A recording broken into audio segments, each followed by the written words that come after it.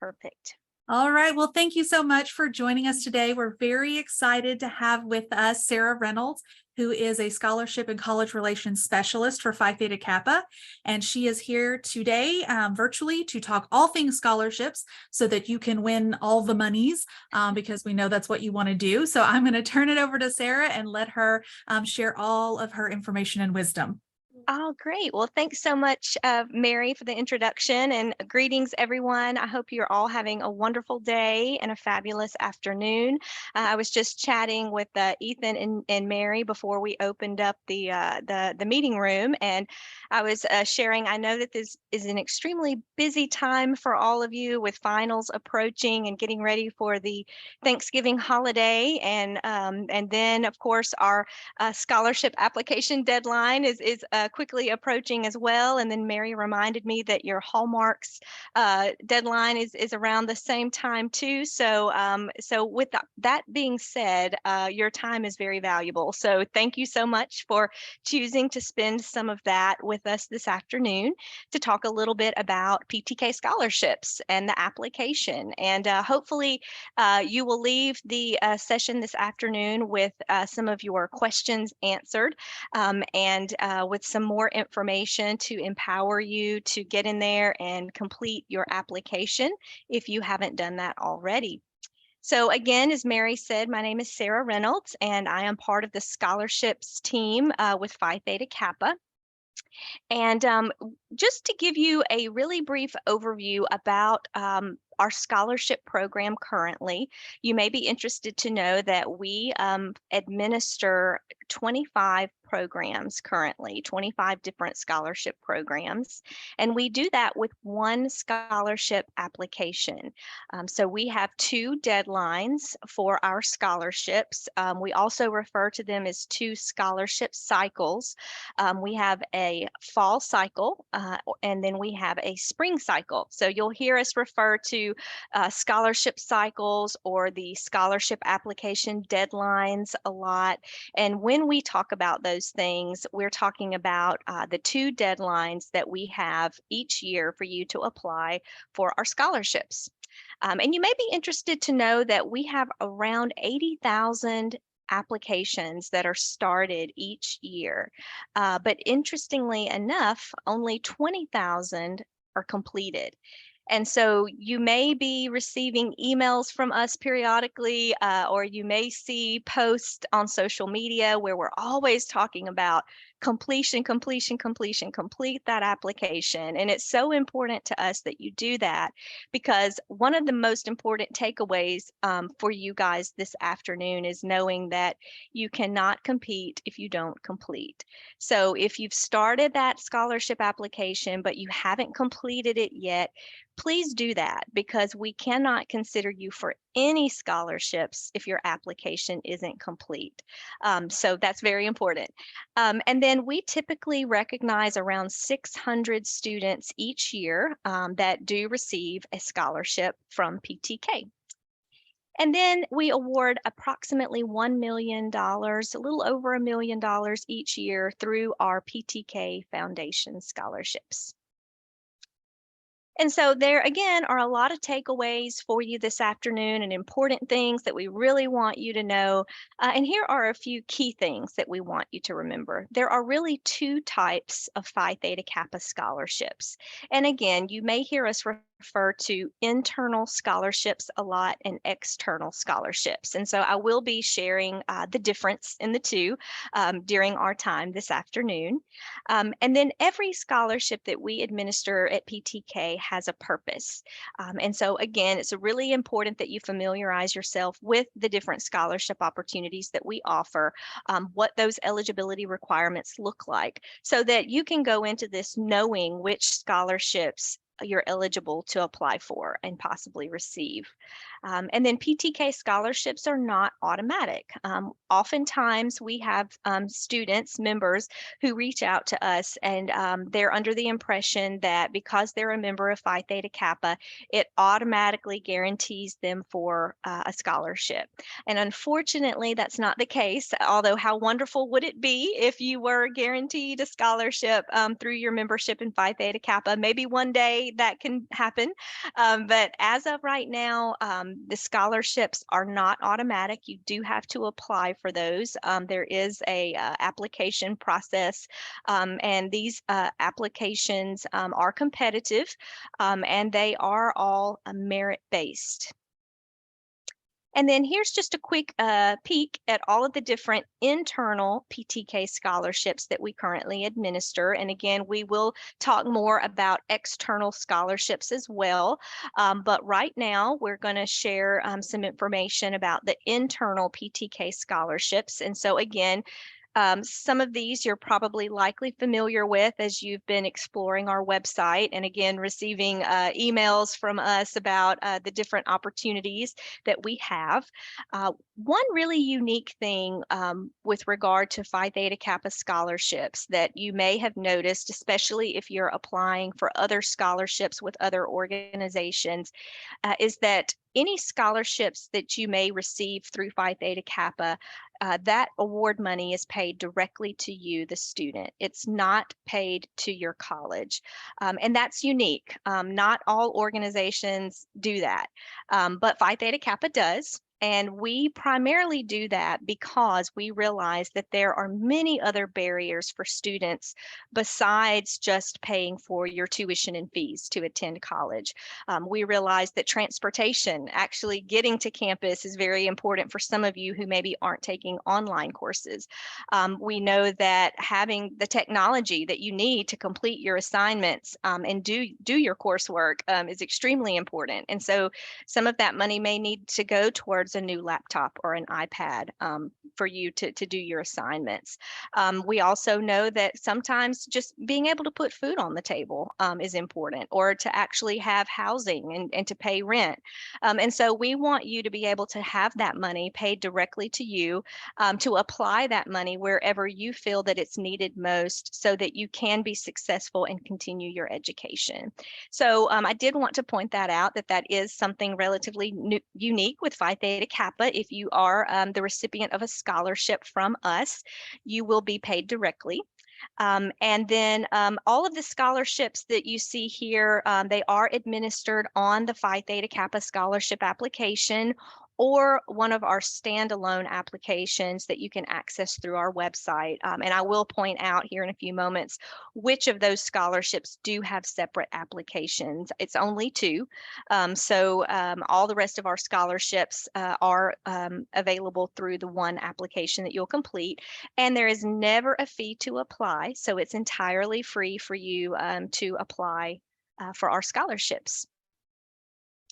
And so here are our fall scholarships. As I mentioned, we have two deadlines each year.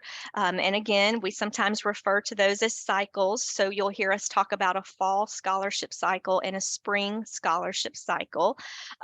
Obviously, we are in the midst of our fall scholarship cycle now. And so this particular slide is probably of most interest to you at this point, because these are the scholarships that you're currently applying for right now. The All-USA Academic Team, New Century Transfer Pathway, New Century Workforce Pathway, the Coca-Cola Academic Team, All-State Academic Team, and the additional ones that you see there towards the bottom of the slide. We have identified for you with the asterisk those that require nomination. So some of the scholarships, and again, you can see which ones here on the slide, do require a designated person on your campus to nominate you to move forward to be considered for these specific scholarships. Every community college and campus has a designated nominator. If you do not know who the nominator is for your college and your campus, and you're interested in finding out, that information is available on our website. It's on the scholarships portion of our website. And if you click on the All-USA Academic Team Scholarship, that's a link. And if you click on that, you'll see an orange button on that page that says Find Your Nominator. And you can search for the nominator by state and, of course, the college name and campus. So sometimes the nominator can be a PTK advisor, but not always. It doesn't have to be an advisor. So it could be your college president, for example. Some nominators are the president of the community college where they're located. So again, that person, that nominator, will review your application after December 1st. Again, that's the fall application deadline. So once you've completed your application after December 1st, the nominator has a deadline of December the 7th. So they have to nominate which students they want to move forward in the competition to be considered for these scholarships by December the 7th. They can nominate up to 4 students total per campus. So 2 transfer pathway students and 2 workforce pathway students. And now to quickly define that for you, in case you're wondering, well, am I a workforce pathway student or a transfer pathway student? A transfer pathway student is any student that is planning to transfer to a 4-year college or university once they've completed their associate's degree or their credential at the community college. So these transfer pathway students are planning to continue their education beyond community college. They're transferring. Workforce pathway students are those students who are currently enrolled at community college now, but they do not intend to transfer on to the 4-year college. Once they've earned their associate's degree or their credential, their certification, they're immediately entering the workforce and they are not continuing with their education. So oftentimes students will say, well, I am going to transfer to the 4-year college, but I'm going to work too. And so you're still considered a transfer pathway student, even if you are working. So again, that workforce pathway student is one who is entering the workforce. They're going to have a job and they're not planning to transfer. So again, towards the bottom of the slide here, you'll see those scholarships that don't have the little orange asterisks next to those. So here's the thing to take away from this slide. If you are not nominated, if the nominator on your campus does not nominate you, that does not mean that it's dead in the water, so to speak, and that you're automatically not going to receive any scholarships. Don't be disappointed if you are not nominated, because the scholarships that you see towards the bottom of the slide here, Heights, Geist White, Obendorf, TEK Productions, and some regional scholarships, you're still in the running for those, okay? You're still going to be considered for those scholarships. A lot of times students will think, oh, well, I wasn't nominated, so that's it for me. I'm not going to receive any more, no chance of receiving a scholarship. And that's not the case. So please know, even if you're not nominated, you can still be considered for some of these other scholarships. But again, the catch is you have to complete your application by December the 1st, and that's at 5 o'clock Central Time. And so let's briefly talk about spring scholarships. Again, we're in the midst of our fall cycle, and so we're talking about that December 1st deadline. That's so you can be considered for those fall scholarships that we just talked about. But on the heels of our fall application or our fall cycle closing, it will open again very soon for the spring cycle.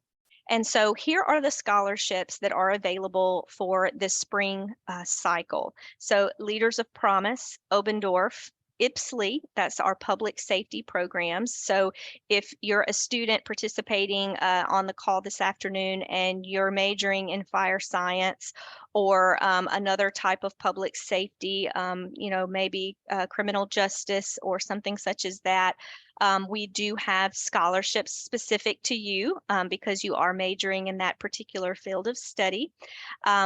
So we have workforce scholarships, TEK Productions. If any of you participating this afternoon have had the opportunity to attend our annual convention, PTK Catalyst, then you have seen TEK Productions in action. So they actually produce our general sessions that you attend. They do amazing work, and they offer a scholarship opportunity for our members on top of that. So again, any graphic designers who may be participating this this afternoon in the webinar, or any theater majors, or anything such as that, lighting techs, you all could possibly be eligible to apply for that TEK Productions Scholarship. And then there also are regional scholarships. These awards and amounts, they do vary by state, but some states do offer special scholarship opportunities for members of their all-state academic team. Now, your all-state academic team is made up of all of the students in the state who were nominated. Okay, so again, we talked about the nominators on your campus and how they can nominate up to 4 students. Typically, any student who is nominated is automatically assigned to the all-state academic team. So using Texas as an example, if you apply and you are nominated, then you will automatically be placed on the all-Texas academic team. And these students are awarded in the spring of each year. Every state does it differently, but most of the time, pre-COVID especially, there was an in-person awards ceremony or a banquet. Typically, they're luncheons where you get to come and you have the opportunity to bring guests, and you're recognized and you receive a medallion. And it's a really special time to recognize the students for all of their hard work and achievements. And some states offer scholarships as well for that. And so again, we kind of refer to our scholarship application often as a common app, if you will, because again, you just fill out one application and that automatically puts you into consideration for all of the scholarships that you're eligible for. But some of the most commonly asked questions that we receive in the scholarships department are what you see here. Which programs am I eligible for? How do I know when my application is complete? And how do I submit my completed application, which are all 3 very great questions. And so, I mentioned the very first slide in the overview that right now we're administering 23 different scholarships.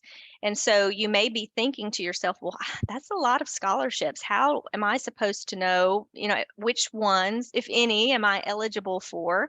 And so we really take the guesswork out of that for you through the scholarship eligibility quiz.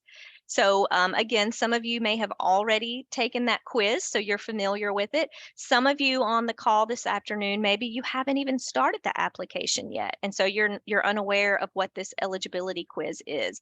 I do just want to quickly say, don't worry if you haven't started the application yet. I don't want you to be discouraged or think that you can't apply, that it's too late, because it's not.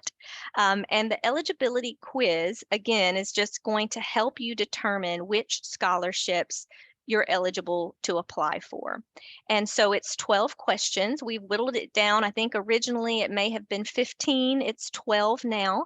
And so based on your responses on those 12 questions, it will automatically let you know which of our scholarships you're eligible to apply for. So once you've answered those 12 questions, you will press a button to get your eligible scholarships, and it will tell you at the top of the page which scholarships you're eligible for. So when you complete your application, you're going to be in the running for those specific scholarships.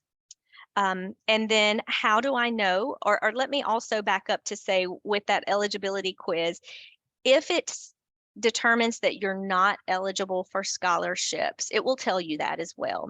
And most of the time it will highlight in red the questions that made you ineligible, your response to that question that deemed you ineligible. So that's helpful for you to go back and revisit that question to ensure that you're answering it correctly. A lot of times students will receive the message that they're not eligible for scholarships. And a lot of times they truly are eligible. It's just a matter of answering the question correctly. For example, one of the questions is about the number of credit hours you've earned by a certain date. And a lot of times that can trip up some students as they're trying to calculate how many total credit hours, maybe they've earned by the date that we're asking. And so if they, put the incorrect number there, it might deem them ineligible. So always go back and revisit if you've taken the quiz already and that's happened to you and it said that you're ineligible. You may want to, log back in, take another look at that just to make sure that you are indeed responding correctly. But if the quiz determines that you're ineligible, you will not have access to the application. It will not open for you.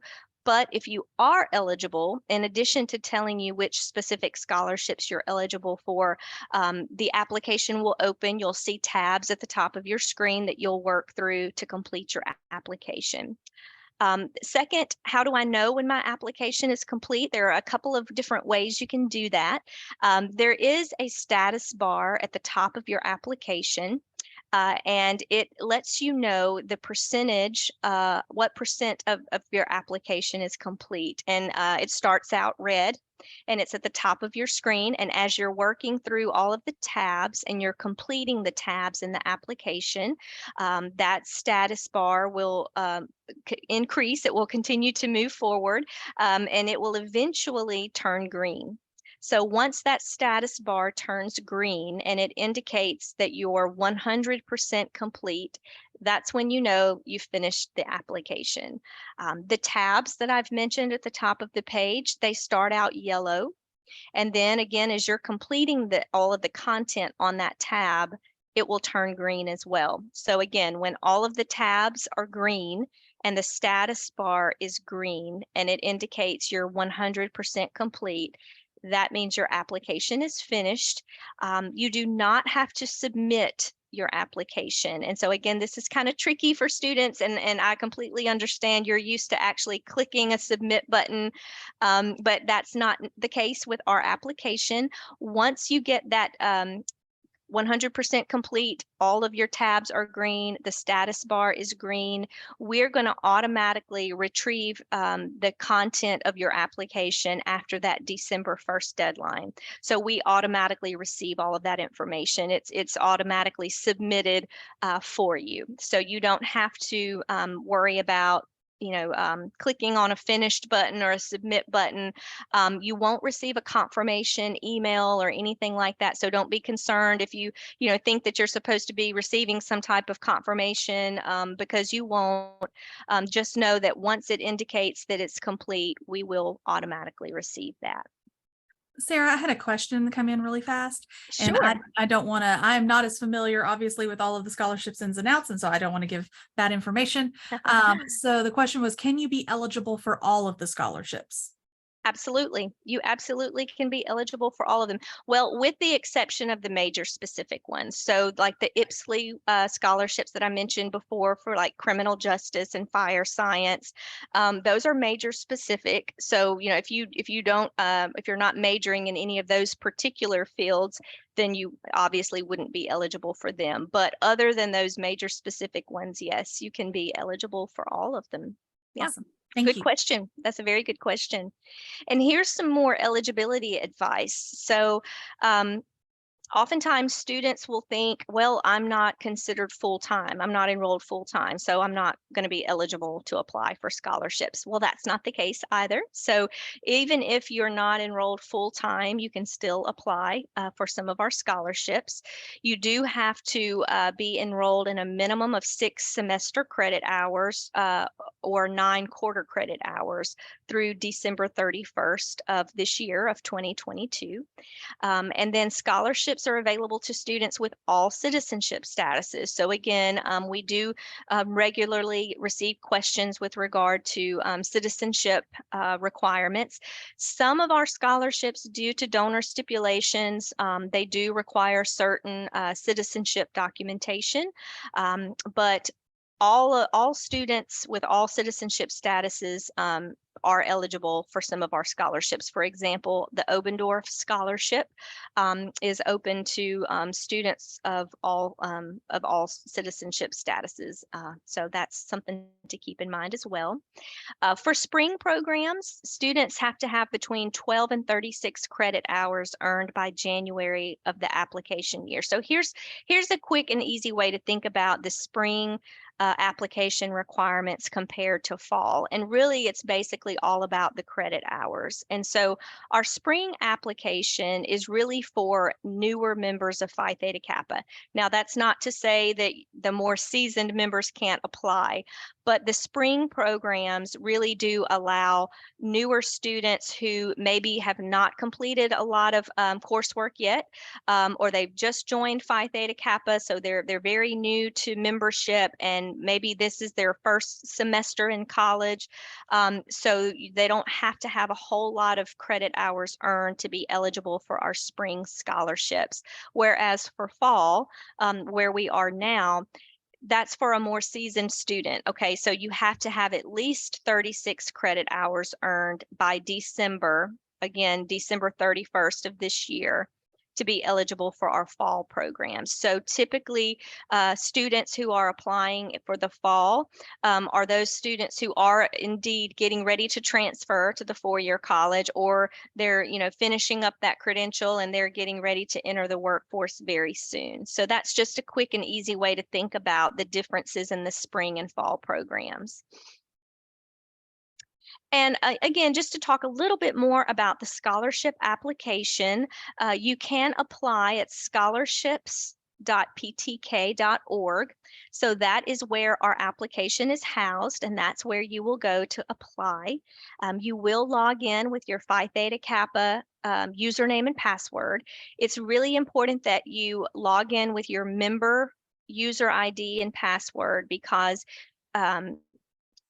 just to quickly explain, for the All USA Scholarship, you actually don't have to be a member of Phi Theta Kappa to apply for that. And so oftentimes students who are not members, when they access our application, they'll create a guest account because they don't have PTK usernames and passwords. And so if you are a member, but you create a guest account, we cannot identify you as a member of Phi Theta Kappa. And so that would make you ineligible for some of our scholarships that require membership, and the majority of them do. So again, going back to that eligibility quiz and getting the message that you're not eligible for any scholarships, that could be why. If you are not logging in with your member user ID and password, then the system isn't recognizing you as a member, and so it's automatically deeming you ineligible for some of those member required scholarships. We do encourage you to revisit your application every semester to keep all of your information current. So again, the application is basically year-round. We do close it briefly when the fall app deadline passes, and then we open it again for the spring. But we know that you're still taking classes, you're still earning credit hours. Maybe you're doing some more service work, or you've received some recognition or some honors that maybe you didn't at the time you completed your application. So we're always wanting you to log back in and make sure that you're updating, the number of hours you've earned. If that's changed, if your GPA has changed, definitely you'll want to update that. And again, update your activities and service information as you're completing more and doing more things. And again, 2 deadlines annually. We've already mentioned the December 1st deadline a few times already at 5 o'clock Central, but the spring deadline is going to be May the 15th. So again, we're really focusing on that fall deadline of December, but it would not hurt at all to go ahead and mark your calendar for May the 15th.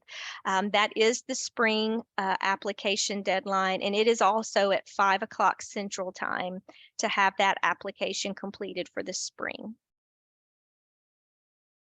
And so I mentioned at the beginning that we do have a couple of standalone applications. So again, we administer 23 programs with 1 application. But there is a couple of exceptions, and that is the Walgreens Pharmacy Technician Certification Scholarship and the Hearst Review NCLEX Scholarship. Both of these are major specific, as you may have figured. And so if we have any pharmacy technicians or allied health students listening in today, this scholarship, the Walgreens Scholarship, would be for you. We award 50 and they're $250 each to cover the cost of your certification exam. And you don't have to be a member of Phi Theta Kappa for the Walgreens Pharmacy Technician Scholarship.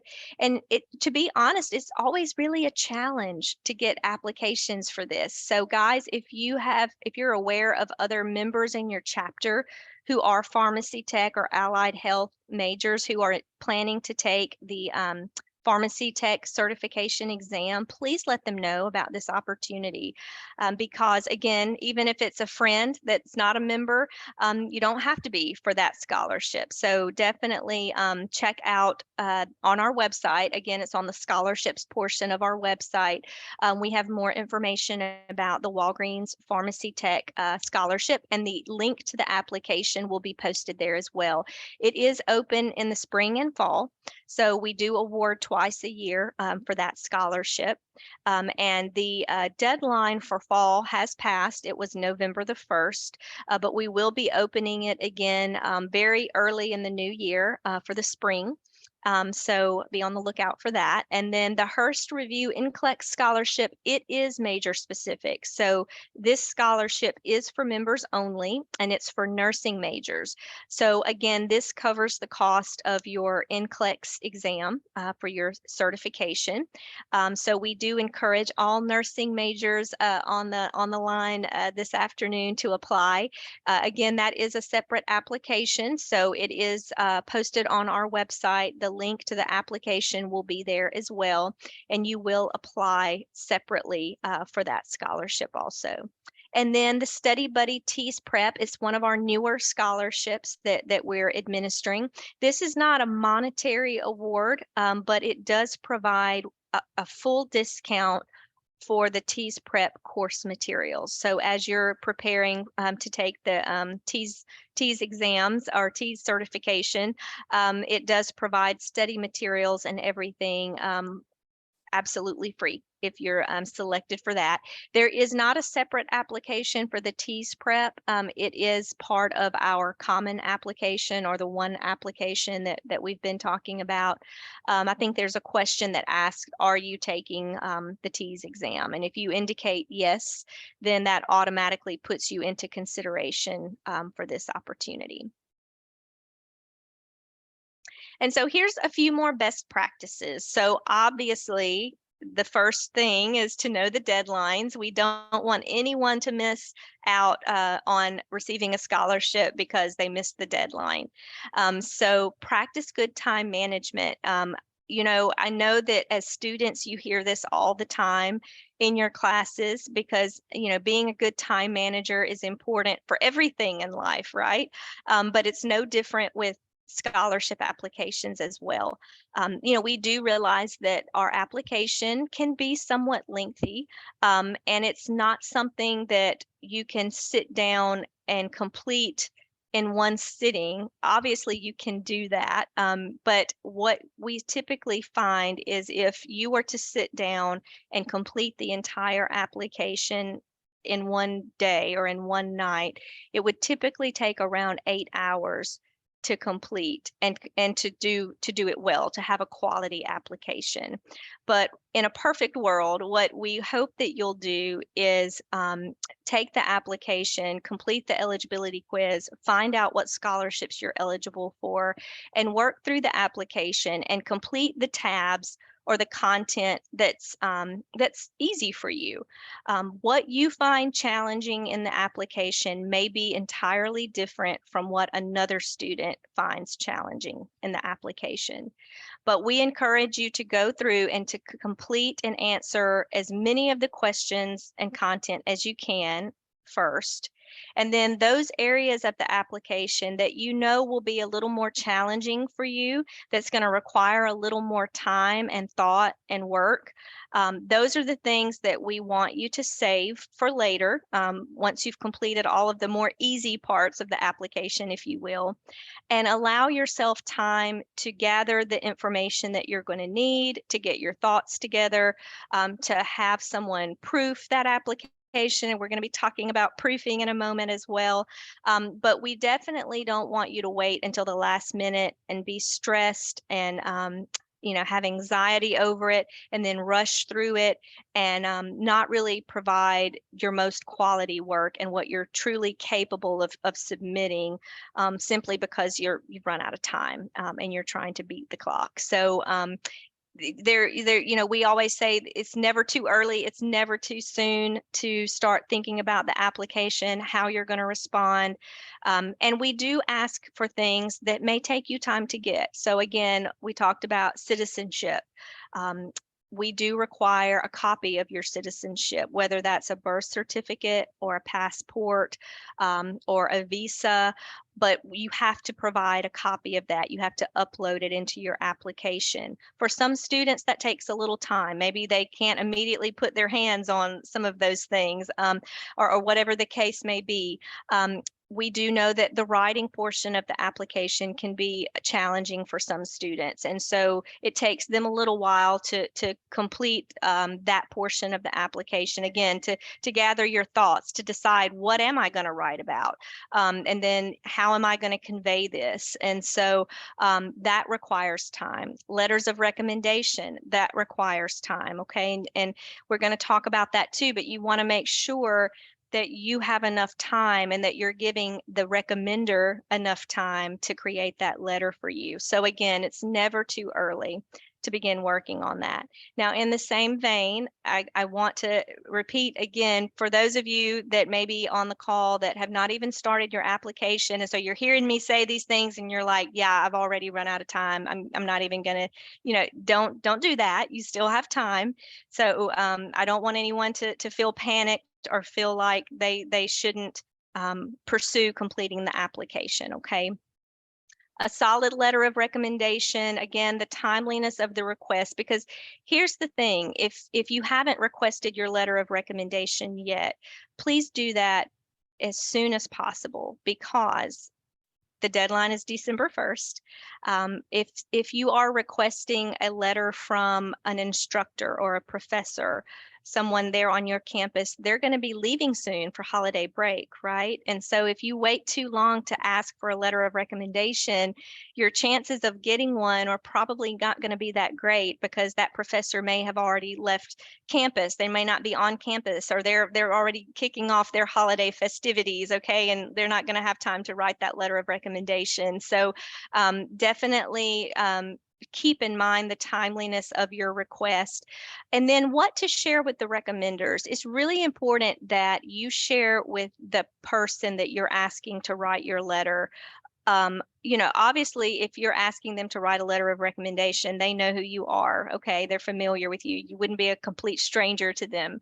But tell them a little bit more about what your goals are. Okay, because again, I'm thinking about if you're going to ask an instructor in one of your classes, or a professor or someone to write your letter, they may not know you outside of that class. And so it's really important that you, in addition to asking them to write that letter of recommendation for you, it's really important that you take some additional steps to tell them about yourself.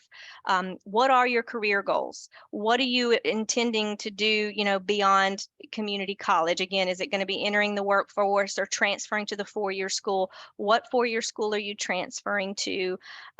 What type of degree are you looking to get? Share with them your extracurricular activities, your services, your engagement, things that you're involved in. What are your interests? And most importantly, the significant endeavor essay. That's the writing portion that I mentioned a moment ago. The judges really, really enjoy reading applications that flow. And what we mean by that is from the beginning of the application until the end of the application, what's being discussed and shared is common. So in your significant endeavor essay, if you're writing about a specific experience or a specific activity or thing that you have done, when you request that letter of recommendation, tell that person that's writing your letter of recommendation, tell them what your significant endeavor essay is about. Because if they can speak to that also, if they can speak to that same event or situation or thing, then it flows. And that's something our judges really like to see. Now, if it doesn't, that's fine. That doesn't mean that you're going to be automatically, dropped or excluded, but that is just a point or a tip for you to think about. Um, and then focus on storytelling and illustrating impact. And again, that goes back to the writing portion of your essay. But you really want to think about writing that essay and telling it as a story. You really, obviously, you want to captivate your readers, your judges. Think about it in that this judge is reading lots and lots of applications. They're reading lots and lots of significant endeavor essays. So what can you do to set your essay apart?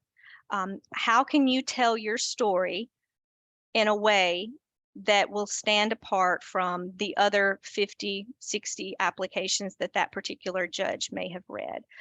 So be creative. And anytime that you can quantify what you've done, the better. So that just further drives home for the judges and the committee what type of impact you were able to make. So again, if you're writing about a specific service project that you've done, or a food drive, for example, and you can quantify that and say, we collected, 50 pounds of canned food items for families in our community. As a result of my involvement or our efforts in this, we were able to serve 10 families in our community that may have not have otherwise had a meal for the holiday season. Again, I'm just making this up, but you see where I'm going with this. And then you can say, we did the same food drive last year, and we were able to increase the amount of canned food items that were donated by 20%. When you can quantify that and you can provide numbers to back up what you're telling your judges, it makes a bigger impact. So definitely keep that in mind as you're writing. Think about how you can quantify things to show that impact to the judges and how you made that difference. A lot of you may be writing about honors and action activities and things that you've been doing with that, which is wonderful. But I will tell you that if you're writing about some of those things, this is a time for you to brag on yourself. And I know growing up, and I speak for myself, I was always taught, don't brag on yourself. No one likes to, be around someone that wants to brag about themselves and all the great, wonderful things they've done. But this is one time where you can do that and you need to do that. So if you're going to be writing about something that you were involved in with your chapter or with another group, that's fine. But the judges really want to know what you did and what was your role in that event or that thing that you were a part of. Were you a leader in that? Did you direct people? Did you coordinate something?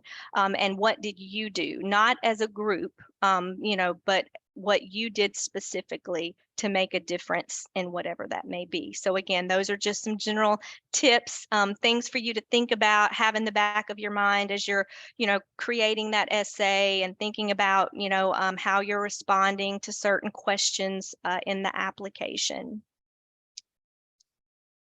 So again, some more best practices for you about scholarship applications and writing. I don't know if some of you have ever heard of scholarship resumes or if you maybe already have a scholarship resume, but this is extremely helpful for you to start if you don't already have one. It's much like a resume that you would have if you were applying for a job. But instead of talking more about, your work experience and your employment, and those kinds of things, what this scholarship resume should include is, again, all of your activities, all of your service projects, all of the volunteerism that you've done. If you have received other scholarship opportunities, include other scholarships that you've received, other honors and recognition that you've received as well. If you have that scholarship resume, that's something that we encourage you to give to the person that you're asking to write your letter of recommendation, because again, they can refer to that when they're writing that letter of recommendation to see, what kind of stellar student you are and the things that you're active and involved in. Draft sample responses to refine. So again, you can get into that application, you can see what questions we're asking, and then you can, just pull up a Word document or whatever you're comfortable with and start just drafting some sample responses to that, just to get your creative juices flowing and thinking about how you're going to tell your story. If you don't know, ask. So that's, obviously important. If there's something that you're not sure about on the application, if there's a question that you're not really clear on, or if you just have questions about anything, definitely reach out to us. Ask one of us at the scholarships department, or your advisor on campus, or another instructor, again, depending upon, what type of questions that you have. We've already talked about some citizenship requirements. If there are any international students participating on the call that maybe don't have some of the citizenship documentation that we suggest in the application, we do have placeholders. So again, don't be alarmed. Just reach out to us, and I'm about to provide our email address if you don't have that. But we do have placeholders that you can upload into the application to temporarily satisfy that requirement in the application so that you can complete it. And if you are selected as a scholarship semifinalist, we will follow up with you and reach out to you at that time to get some more clarification about your citizenship status. So again, that's just an FYI as well. Proofing parties. I don't know, again, if you guys are have done this before, but we definitely encourage getting together with your friends on campus, maybe other members in your chapter, and just share your application. Share, again, I talk a lot about that writing component in the essay, but whatever part of the application that may have been challenging for you, and get together with your friends and order pizza, whatever, eat ice cream, get in your pajamas if that's, fun, and just proof each other's applications before the December 1st deadline.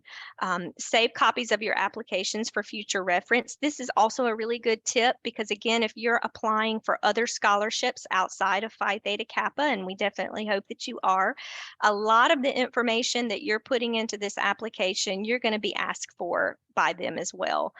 They're very common questions. And so in order to help you, to prevent you from having to recreate the wheel, so to speak, you can download a copy of your PTK application in a PDF format, and you can just save it. And then as you're completing other applications, you can just go back and pull from that, copy paste, and it'll save you some time and energy. And then we have a scholarship support library, and this is probably one of the best tips that I could give you out of all of it this afternoon is that support library, because you can access it 24 hours a day, 7 days a week. And we have articles and recorded webinars posted there on pretty much every topic and everything that you could imagine with regard to our scholarships and the application. So again, if you're up late working on the application, and again, there's a question that we're asking that you're not clear on, or you have a question about, again, something with citizenship, we have articles in the support library that cover that. So it's support.ptk.org. And once you click on that, you'll see a scholarships heading. You'll click on that scholarships option, and then you'll have access to all of the articles and the pre-recorded webinars that will answer, gosh, so many of your questions So definitely check that out if you haven't already. And then really quickly, I know we're coming up on time, but I did want to address the external scholarships. Earlier in the presentation, I told you we have internal and external. Everything that we've been covering so far has been about our internal scholarships, but there are external scholarships as well. And the external scholarships are basically scholarships that we do not fund or administer through Phi Theta Kappa. So those would be your four-year college Phi Theta Kappa transfer scholarships. And so we do have about 900 four-year colleges and universities right now across the country who do offer Phi Theta Kappa transfer scholarships. So these are scholarships that are specifically for members of Phi Theta Kappa who are transferring to their college, but they are funded and administered by the college. So we here at PTK, we don't fund or administer those scholarships. They are handled directly by each school, each college. They determine the eligibility requirements for their scholarships, the award amounts, the recipients, everything is at their discretion. So your main takeaway with that is just as you're exploring your transfer options and thinking about which four-year college you're going to be transferring to, we encourage you, if you haven't already, to connect with a transfer admissions counselor at that school or someone in their admissions department to be aware of what scholarships are out there and to ask them specifically about any Phi Theta Kappa scholarships they may have. Because again, the eligibility requirements vary. Some colleges, it's an automatic scholarship. Once you apply to the college, if they see Phi Theta Kappa on your transcripts, it's an automatic award. Other colleges, you actually have to apply. It's a competitive process and you have to apply for them. So again, just be very aware as you're talking, and considering what four-year schools you're going to be transferring to, that you have a contact at that college that you're working with about any Phi Theta Kappa scholarships they have and any deadlines that they may have for you to apply for their scholarship as well. If you haven't already visited PTK Connect, that is a free benefit of your membership in Phi Theta Kappa, so I highly encourage you to check that out. All of the four-year colleges and universities who offer Phi Theta Kappa transfer scholarships are in PTK Connect. All the details of those scholarships are in PTK Connect for you to see. And then there's also a lot of really helpful transfer scholarship information in PTK Connect that just kind of helps you understand the timeline about when to transfer and what steps to take to transfer successfully and seamlessly. And then for our workforce students, there is a workforce component to PTK Connect that helps you with careers as well. And then Jack Kent Cooke is an example of an external scholarship. Again, we don't fund and administer it, but I heard a couple of weeks ago that about 90-something% of Jack Kent Cooke scholars are Phi Theta Kappa members. And so that's why you will see PTK heavily promoting the Jack Kent Cooke scholarship because so many of our members typically receive their scholarships, and they're very generous scholarships. And as a matter of fact, two of my colleagues hosted a webinar, I think just yesterday, specifically on the Jack Kent Cooke application because it's currently open now as well. So visit their website if you haven't checked that out already, and consider applying for one of their scholarships too. And then this is just a visual to show you all of the different four-year colleges and universities who offer those Phi Theta Kappa transfer scholarships that we were just talking about. So all of the information is in PTK Connect again for you to access if you're curious to know if maybe the college you're looking at transferring to offers a PTK scholarship. This is a great resource for you to consider in addition to speaking directly with representatives at that college. And here's our contact information. So I will tell you right now with the December 1st deadline approaching so quickly, our phone lines, as you can imagine, are pretty busy.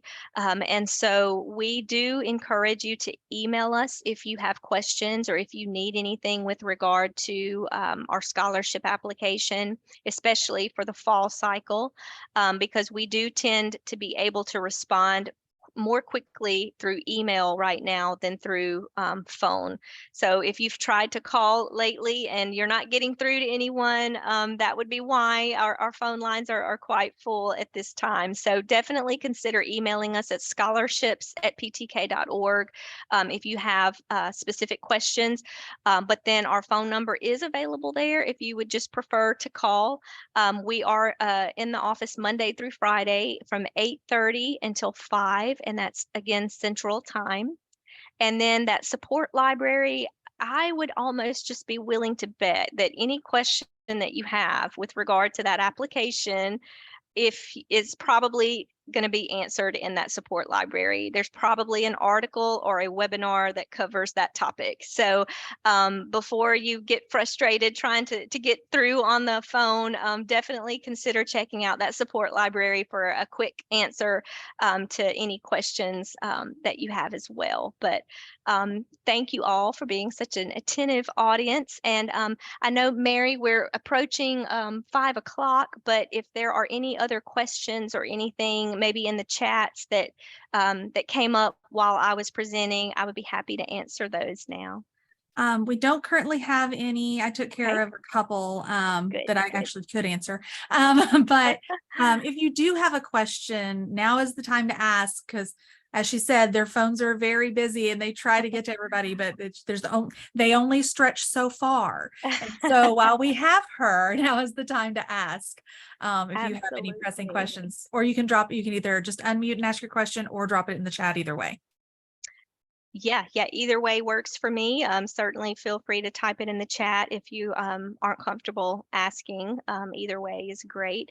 But maybe I just did such a fabulous job presenting that I just answered all the questions, right? So, but I think, again, the most important thing for you guys is just knowing that there's still time. So whether you have not started the application at all or you haven't completed it yet, just get in there and take care of that and apply and complete that application. And then just to give you a rough timeline, the December 1st is the deadline. Again, the deadline for nominators to nominate their students is December the 7th. And then we leave for our holiday break, and so we return in early January. And then over the holiday break, our judges are judging. So they're reviewing applications even throughout the break. And then we usually always begin notifying our scholars in early March. And you will be notified by email. So that's another common question that we get. How will I know if I'm the recipient of a scholarship? And we will send you an email. So the email address that you use on your application will be the email address that we use to communicate with you. So if we're missing something on the application, if we have a question about your transcript that you uploaded or your citizenship documentation or anything else, we will reach out to you by email. And then we will also send award notifications by email too. So as you get closer to March, make sure you're checking those emails regularly to make sure that you're catching messages from us as timely as possible. And let's see, there was something else I was going to mention about the emails. You'll be emailed either way. So we reach out to our scholars first to let them know if they're, if they were the recipient of an award. And then we will follow up and email everyone who were not winners, just to let them know that they were not selected, because we don't want to leave anyone hanging out there wondering whether or not they were the recipient of a scholarship. So you will be notified either way. But again, that's just a rough timeline. So early March is when we'll be sending those award emails and notifications. And then if you are selected as a scholarship recipient, there is additional documentation at that time that we're required to collect. So depending upon how quickly we can get that information back from our scholars, we will cut checks in typically late August, early September. So we're really like a year out. And so sometimes that can be a little confusing for students, and they think, oh, well, I'm getting my money, the next week. And it's not that It doesn't fast. work that way. No. And if you haven't created a professional email address, I encourage you to do so. Sending in applications, be it for college or scholarships, whatever, like twerkingqueen@gmail.com, not a good choice. So make a more professional one that you use for things like that, and you can keep the other for your friends. So we have Very a good couple of advice. we have a couple of questions here. The first is, do you have more access to scholarships if you are doing more than 6 credit hours? That's a great question. And no, there are no other scholarships that you would be eligible for if you're doing more hours. So just as long as you have that specific requirement, the credit hour requirement, then that will open you up, for all of our scholarships, pending that you meet the other eligibility criteria.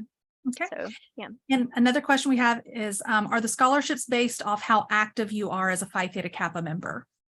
Um, Yes, would be the answer to that. Obviously, the more active you are in your chapter, and the more you're doing, the better. But as long as you are showing that you're active and engaged in your community and on your college campus in something, that's still going to help. So I don't want to give the impression that you have to be involved in your PTK chapter and only that, because they really do give a holistic look at everything that you're involved in and everything that you're doing.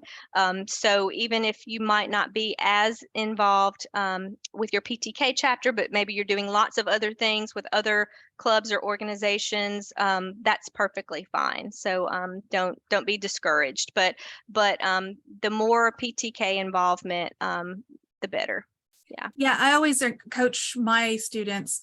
It's like, it's with an application like this, you want to have something for all of the fields. Hmm. And so if you get to that Phi Theta Kappa section and you don't have anything to put because you've never done anything with Phi Theta Kappa, that's not really going to help you. And so in being more involved than simply also just, I attended a couple of meetings, that's, you need something. So when those opportunities, pop up to chair a committee or, to be involved, even if you're just kind of in a piecemeal process with a project here or there, having real involvement is going to help you. Absolutely. That is great advice, Mary. And one thing that I will speak to as well, you mentioned that, and it triggered a thought. Make sure that you're answering all of the prompts in the application and that you're writing to the full limit. So in other words, with the essay, if there's a 500-word limit on the essay, make sure you're writing to that. As much as possible. So if it's a 500-word limit essay and you write 20 words, then that's not going to rank you very high, because there's an algorithm that runs in the background, and basically it will bring the top score, top students, the top applicants, to the top, and that's what we give to our judges. And so a lot of that is based off word count. And so even if you're a very succinct student and you can convey a message without using a lot of words, that's great. That's why we do have real people. We do have real judges that review this, because, some students can say a lot with less words, and we know that. And so we still have real people that review the applications. But for that algorithm that runs in the background, it does take into account word count. And so again, if when you're going through that application and it says, in 500 or maximum 500 words or 300 words or whatever, make sure you're getting as close to that number as you possibly can. So that's just another tip that I Yeah, thought and of. your nominators are the first ones who are going Mhm. to see the applications. And so I'm the nominator for my college. And I will tell you, like, when I'm looking at applications and I'm deciding the students for, for whom I'm going to give my nomination, it's just really not even a question to me when I see somebody who's written just 2 sentences versus an application that has written almost to the full amount because they're being very descriptive of what they've done, how they've engaged, just in responding to the prompt in general. So yeah, if you want to even get past that first hurdle of your nominator, Yes. right to the right to the count. Right. As close to that limit as you possibly can. And here's another thing too, acronyms. You know what PTK stands for, and most of the judges that are going to be reading our applications, they know what PTK stands for, but that's an example of other clubs and organizations that you may be involved with. There's likely an acronym for them, but make sure that you're spelling that out, because a lot of times our judges may not know, you're a member of this other club, but we don't know what this acronym stands for. So we're really not clear on, what that is. And same thing with colleges, so you'll say, oh, I'm going to transfer to MSU. Well, MSU could be Montana State University. It could be Mississippi State University, Missouri State University, so again, make sure that you're spelling out all of the clubs, the colleges, those types of things, because you really just don't ever want to leave a question for a judge. Like in your application, you really don't ever want to write something or provide something that a judge is having to question. And to that note, on your transcripts, when you upload your transcript, there will be a portion there if you want to provide some context. So let's say you just had a really rough semester, you kind of bottomed out, you didn't do as great, and maybe there's a really valid reason why. You have a portion in that application to explain that, and I highly encourage you to do that. So if there's anything on your transcript that may be questionable for a judge, or maybe leaves that question mark in their mind, like, wow, this student, they really had a rough semester there. Their grades really dropped. That GPA, wonder what happened there. Did they just, did they not care? Or was there a significant, thing that happened?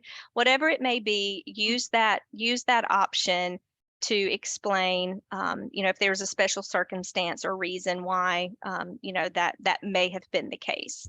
And I'll say that with the essay too, as you're writing that significant endeavor essay, if you're writing about something that happened to you, a very challenging time, make sure that you're conveying that, but that you're also conveying how you've overcome that thing. So don't stop at this terrible bad thing happened to me. And because this terrible bad thing happened, my GPA bottomed out, I failed all my classes, whatever that awful thing may be, share that. But at the end of that, or at some point through in that essay, tell those judges what you learned from that experience, how you overcame that, how you're going to, what steps have you taken to make sure that thing never happens again. But it's all about what you learned from that. Okay. So don't leave that experience or that thing that you're telling the judges with this bad thing happened and that was all. But really convey to them how you've grown from that experience or overcame that, or how you were able to turn that situation into a positive. So that's just, again, another tip I wanted to pitch out there to you as well. Absolutely. So we have one last question. Okay. And it is about the word count. Would you say being within 50 words of the word count would be acceptable, or are we looking at closer to within 5 words? That's a really good question. And I have never heard with that algorithm, how closely it needs to be. I would venture to say if you were 50 words short, you would be fine. I think it's really when you get more to like you're 100 words away, that then, the algorithm probably would, calculate a score that would be lesser than what you would want to rise to the top for judging. But I would think that if you're within 50, 50 or less, you would probably be safe. But That's a great question. Yeah. Perfect. Well, thank you so much, Sarah. We really appreciate your time today. There was a lot of really great information. We will be making this available on our YouTube channel so that if you have any chapter mates who weren't able to attend today, but would like to get this information, or if you'd like to go back and review anything, you will have that opportunity to do so as well. And we will share on our social media channels when these are available for you to go to YouTube and take a look at them. We have one more virtual workshop coming up in November, and this will be on November 29th at 4 p.m. and it will be on infographic resumes, and Dr. Lintinscher Ladner will be leading that one. So it will be absolutely fantastic as usual. She's got such great information about infographic resumes. I enjoy every time I have the opportunity to learn from her. But we've had really great workshops from all of our headquarters staff. And again, Sarah, thank you so much for joining us today. We Well, appreciate it. you are so, so welcome. I hope that it was informative for you guys, and I hope to see all of your applications come through before the December 1st deadline, and definitely participate in the infographics resume, because she's done that for staff before, and it's really great. I've learned a lot too. So have a great evening, everybody, and enjoy. Take Thank care. you. Bye-bye. Bye.